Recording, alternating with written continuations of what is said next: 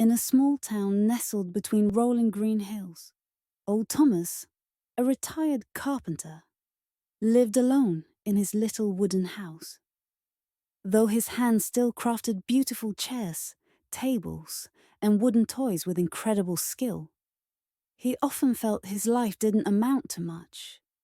The things he made just sat in his shed, gathering dust, because he figured nobody cared about them anyway. One crisp fall afternoon, a spunky little girl named Lily wandered into his workshop while chasing after a runaway ball. When she saw the gorgeous wooden creations tucked away, her eyes lit up.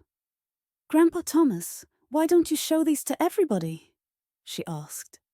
Thomas gave a weary chuckle. "Nobody needs them, kiddo," he replied. But Lily wasn't the type to give up. With all the energy of a curious kid, she begged him to let her take a few pieces to the town square to show her friends. The next day, Lily came back with a posse.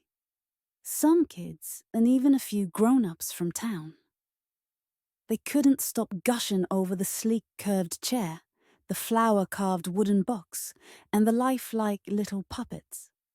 Turns out, plenty of folks in town had secretly admired Thomas's work for years.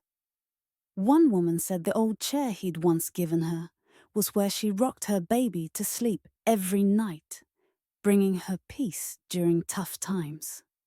A dad chimed in that one of Thomas's wooden puppets had helped his son get over his fear of the dark.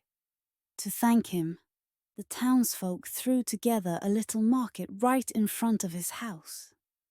They displayed his old and new woodwork alongside their homemade bread, jams, and flowers from their gardens. Those pieces weren't just admired. They came with stories of how they'd quietly touched people's lives. Thomas stood there, tears welling up, realizing for the first time that the calluses on his hands weren't for nothing. From that day on, he worked with a fresh spark in his heart, not just to make things, but to spread joy with every carve and cut he made. This story's a reminder that sometimes the stuff we think is small can plant seeds of happiness for others.